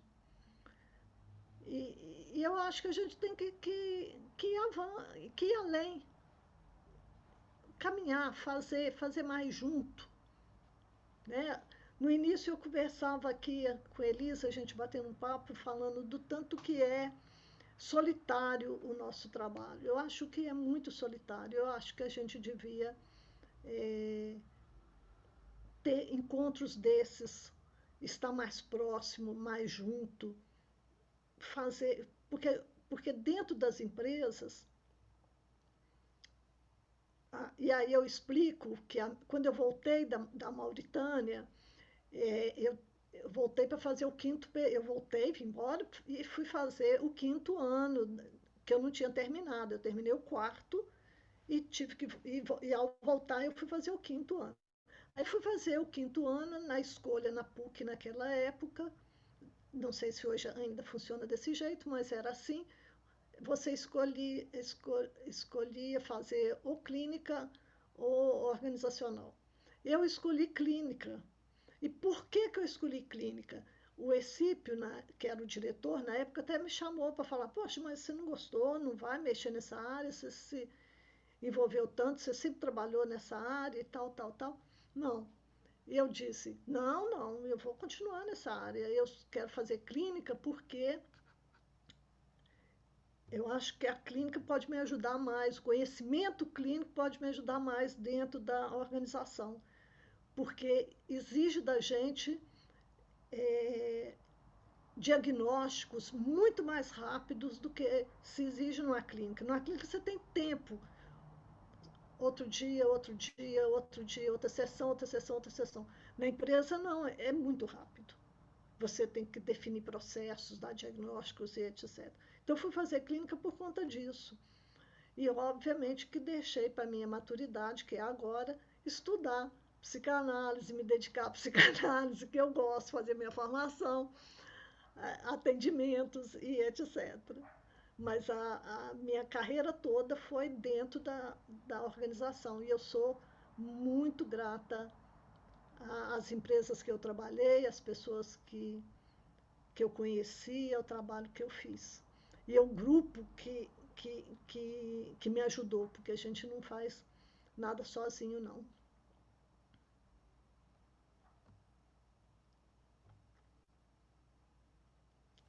Ok, Então, Terezinha, Leandro? eu acho que eu queria até fazer um comentário assim, em cima do que você trouxe, que eu acho que essa questão da formação do psicólogo, eu acho que é uma questão realmente muito séria, sabe? E eu acho que quando você traz esse exemplo, o caso, né, do Luiz Gustavo, eu acho que é um exemplo importante de aliar a questão de uma base que você tinha tanto de experiência quanto de formação, mas também uma humildade também em se colocar no lugar daquele que precisa buscar alternativas. E eu acho que esse lugar de humildade é que nos dá a possibilidade de trabalhar com o outro e não para o outro, que eu acho que é o que você fez muito bem. Assim, todo momento a decisão precisava ser construída com ele. Então, assim, você ainda marca na sua fala a importância de buscar a questão da autonomia e da independência, né? A autonomia que pressupõe ele fazer suas próprias escolhas e não alguém escolher por ele, né? E o lugar do desejo dele como um lugar central nesse processo como um todo. Então, assim, eu acho que quando você fala, eu acho que traz para a gente essa dimensão e que nos emociona, porque, na verdade, o que nos emociona é ver uma pessoa com um nível de formação alto, muito sólido em termos de formação, mas ainda assim se colocando no lugar de humildade naquele processo e no lugar de trabalhar com o outro o tempo todo, sabe? Assim, eu achei... eu sempre acho, e não é à toa que eu sugeri que trouxesse você para a roda de consultoria, não é despropositado, né? É porque eu acho que, na verdade, a sua fala, o seu exemplo, eu acho que ele inspira, ele é inspirador para o psicólogo organizacional do trabalho, na medida em que consegue se colocar nesse lugar sem se sentir ameaçado, sabe? Eu acho que isso é uma coisa admirável, poder admitir que, olha, eu preciso procurar alternativa, não, nós vamos fazer isso com o outro, vamos esperar o outro, sabe, se posicionar, mas ao mesmo tempo ir construindo, não ter todas as alternativas e nem se sentir na obrigação de tê-las. Eu acho que isso é um exemplo que inspira e eu acho que as pessoas respeitam muito. Eu acho esse tipo de combinação entre uma formação sólida, uma sensibilidade e uma humildade nesse processo, sabe? Eu acho que isso é algo bonito de se ver, assim. E também quando você fala das suas outras experiências, de outras experiências que o outro tem centralidade. O moço que fica é um homem ou um rato atrás de você, ele não é alguém que te atrapalha, ele é alguém que você escuta e tenta entender por que ele está falando isso atrás de você. entendeu? Assim, não é alguém a descartar, quer dizer, o outro tem centralidade. E eu acho que isso realmente é fundamental para o psicólogo. Eu acho que esse tipo de questão ele transborda assim, na sua fala, no seu exemplo. Então, eu acho que é bem inspirador assim, para todos. Assim. Acho que a gente precisava de uma construção maior nesse sentido, na formação dos nossos psicólogos organizacionais e do trabalho no país, sabe? Fico muito feliz de tê-la aqui. Obrigada, Nivaldo. Que honra receber isso aí. Tudo que você disse, tô aqui passando um filme assim na minha cabeça, na, nas coisas, na história. Eu costumo dizer assim que eu tive o privilégio de, de trabalhar em empresas que eu amei trabalhar, fazendo trabalhos que eu amei fazer e ganhando para isso, sabe assim? É, eu acho que é isso, sabe? Assim, eu gosto e acho que dentro de empresa a gente é, lida, é um ambiente que você pode atender muita gente, fazer a psicologia social alcançar uma dimensão grande, porque na clínica você atende um, outro, quem pode te pagar e etc. Dentro da empresa, não. Você tem um mundo de gente com suas histórias, suas necessidades, suas expectativas, seus medos, seus receios, suas dores, suas angústias. Isso tudo vai acontecer junto dentro da empresa. Eu acho que é um lugar que pode ser, o trabalho pode ser uma coisa boa, sabe? Assim, ele tem que ser um pilar importante na vida das pessoas, importante e boa, como o amor, o pilar do trabalho, o pilar do amor. Então acho que a gente tem muito o que fazer, muito para construir, muito para aprender e para ensinar, que eu acho que o processo é de ensinagem, né? Você ensina e aprende, aprende e ensina, e a coisa vai, e a roda vai girando, né? Não é, Paula? Paula é minha nora, tá aqui me vendo. Curtindo essa experiência maravilhosa, né? Que é tão rica em detalhes, tão rica nesses cuidados, nessa sensibilidade, um outro olhar mesmo que a gente está precisando como sociedade, dentro das empresas, olhar o outro como um humano que precisa da compaixão para a gente co-criar um mundo melhor, né? Com certeza.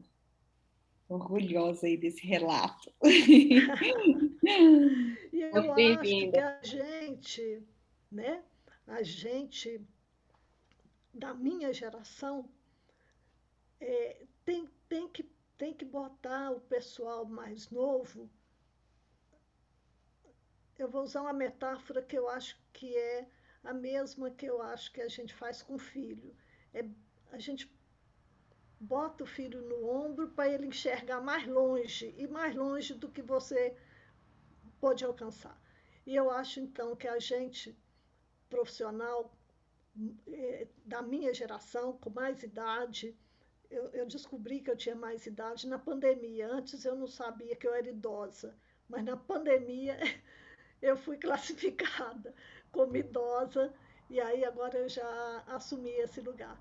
Eu acho que é a obrigação da gente é botar essa meninada que está chegando nas empresas no ombro para enxergar mais longe, ir mais longe do que a gente foi. E eu acho que é assim que se constrói uma psicologia do trabalho, da singularidade brasileira. Acho que é preciso isso.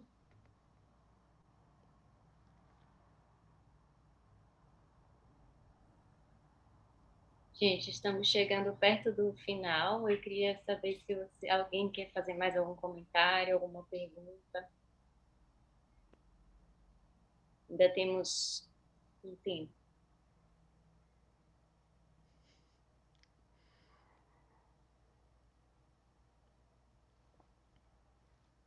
Boa noite.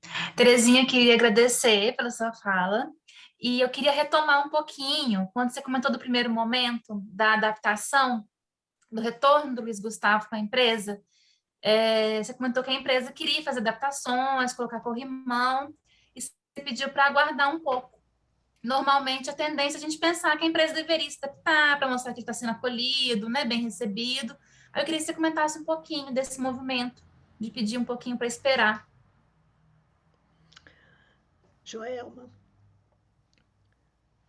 eu trabalhava na Magnesita quando meu pai faleceu, lá atrás, em 90 e tanto, em 93. Eu fiquei uma semana em Ponte Nova, na casa dele, e voltei muito, com uma perda enorme do que representava o meu pai para mim. Quando eu cheguei na empresa, o meu pessoal, com a maior das boas intenções, tinha feito uma mudança na sala. A mudança era para melhor, mas para minha dor, assim, eu já tinha que me adaptar a uma dor. Eu tenho que me adaptar a uma mudança.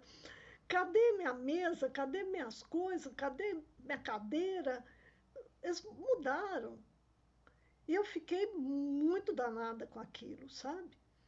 E isso, eu acho que você me perguntando agora, eu me remeti a isso, a esse sentimento meu de querer que ele voltasse para a empresa. Ele voltava sem enxergar. Ele tinha 29 anos de memória visual. Então, eu não queria que mexessem nas coisas que ele estava acostumado, porque ele precisava de ter segurança, ele precisava de referências. A vida dele já estava toda mexida, já estava de cabeça para baixo. Então, assim, o que a gente pode conservar? Isso. Deixa do jeito que está e vamos ver o que ele precisa, porque senão a gente ia fazer a partir do que a gente achava que era uma necessidade dele. Podia ser ou não.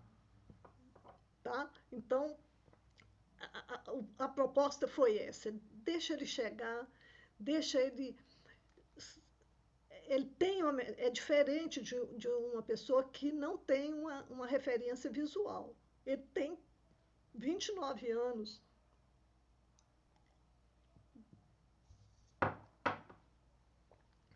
Ele tem 29 anos de memória. Então, eu queria, e era necessário ele não perder essa memória. Memória de tudo. Tá? E teve maluquice também, maluquice entre aspas.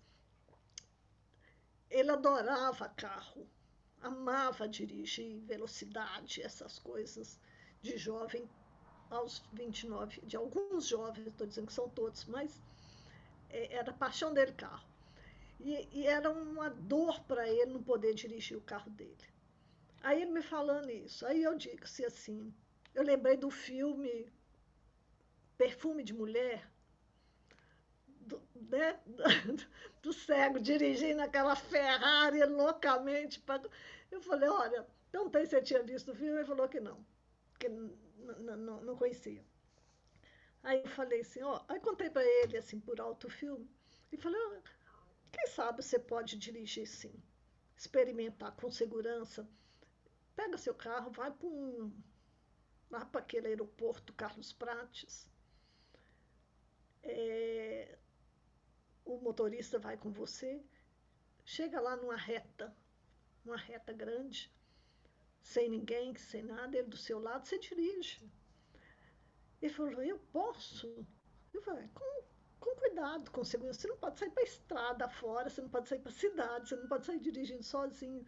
Mas experimentar isso você pode. Eu acho que você pode. O que você acha? E ele fez. E isso deu um grande prazer nele.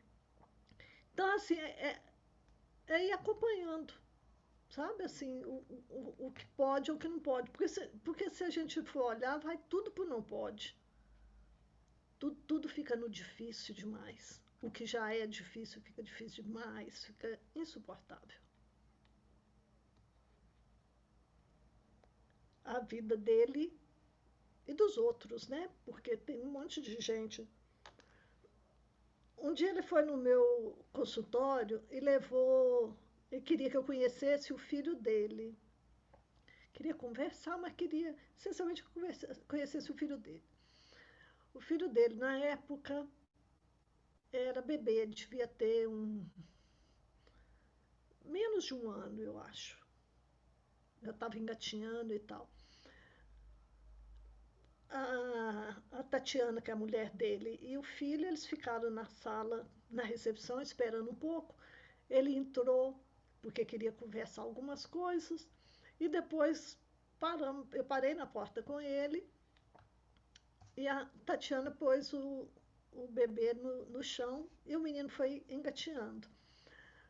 Gente, o garoto, o bebê, ficou engateando em volta dele, em círculo, assim, rodando ele, sabe? E ele me explicou que era assim que ele fazia para encostar nele, para ele poder perceber, saber a direção que ele ia achar para pegar o filho no colo. Olha que coisa bacana. Sabe, assim, olha a criança, né? A percepção desse bebê da condição do pai, né? Ficar ali, rodando em volta das pernas dele, encostando para ele perceber, agachar e pegar ele no colo. Eu achei isso emocionante. É isso. Eu acho que a gente ficaria aqui conversando. Daqui a pouco a gente pega um vinho, né? Sim. Bate um papo, conversa e etc. E eu tenho certeza que cada um de vocês tem histórias para contar, né? Tem histórias, muitas histórias para contar. Eu fico daqui imaginando o quanto que esse caso mexeu com você, né? O quanto exigiu de você lidar com as mobilizações que ele gerou, né? Sim. Eu imagino que percurso transformador para você ter atendido ter aceitado essa demanda, né? E eu sou muito grata a você, Anivalda é você, do convite, que me remeteu a essa história, né? Que me fez recontá-la aqui. Sou muito grata. Eu te dizia que tinha tinha uns 10 anos que eu não retomava esse tema, essa história, esse livro, e fui vendo, lendo e retornando as coisas na minha memória. E é isso, sou grata a vocês por estar aqui sim, e por esse momento, para mim mesma, que está sendo muito bom. Terezinha, mais uma vez, muito obrigada. Acho que é a história mais bonita que eu já ouvi de intervenção, não só na área de organizacional, mas na área de psicologia. E eu fico também impactada por sua fala de que quem está formando, né, precisa partir desse ponto, né, assim, você já fez esse percurso, assim, saber dessas intervenções, saber do que é possível ser feito. Acho que a gente precisa fazer um esforço para aproximar, né, profissionais como você, com sua experiência, com essas experiências tão relevantes, de quem está descobrindo o que é que o psicólogo faz, né? E o que o psicólogo organizacional também faz. É sempre uma pergunta do estudante, né? O que é que faz, né? Como é que eu faço? Eles sempre entram no primeiro semestre com essa pergunta, né? E a gente precisa fazer esse esforço de aproximar essas histórias, né, essas experiências tão ricas de quem está começando, né, para vislumbrar o potencial que tem a atuação, né, do psicólogo em vários contextos. E na área de inclusão, a gente, assim, eu tenho me aproximado desse tema a partir da proximidade com a Nivalda, né, da área que ela pesquisa, mas é um campo de atuação vasto e extremamente necessário, né, que a gente coloque isso em pauta e como opção de atuação em qualquer, na educação, na escola, na saúde, né, não é uma questão da psicologia emocional, é a inclusão no trabalho. E outra coisa linda que eu achei do relato é o lugar do trabalho nessa remodelação dele com a vida, né? Assim, do sentido da vida e desse desejo pela vida, o lugar que o trabalho teve nessa história também, para ele renegociar essa vontade de viver, né? É outra O trabalho parte. foi fundamental, eu diria isso. Então, isso é muito evidente nesse caso, né? Como isso foi um motor fundamental para que ele redimensionasse e lidasse com esse incidente, né? Como você relata. Gente, eu quero agradecer muito a presença de todos e todas aqui. A gente quer contar com vocês para a consolidação desse espaço das rodas, né? E várias pessoas têm participado frequentemente, né? Isso faz com que a gente ganhe uma identidade, que a gente aprenda a fazer essa atividade, aprenda a avaliar o que dá certo, o que não dá. Então, eu quero agradecer a participação de vocês. Pedir que vocês divulguem, né? Todo mês tem uma roda de consultoria ou de supervisão. A próxima roda vai ser de supervisão e vai ser sobre a publicação de artigos científicos, né? Sobre quando a gente submete e recebe negativas, né? Toda uma discussão do que pode ter a ver com essas negativas, dúvidas, né? Em relação à submissão de artigos.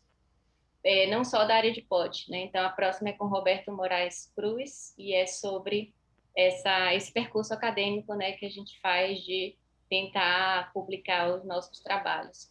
Então, estão todos convidados para a próxima roda e agradeço a todos, boa noite para todo mundo.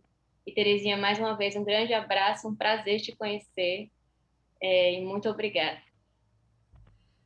Abraço a todos vocês, boa noite. Boa noite, prazer, Paula, Terezinha, Nivalda, Tchau. todo mundo, boa noite. Beleza, que beleza, Elisa.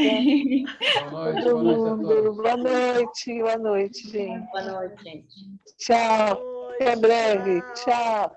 Tchau, Nivalda.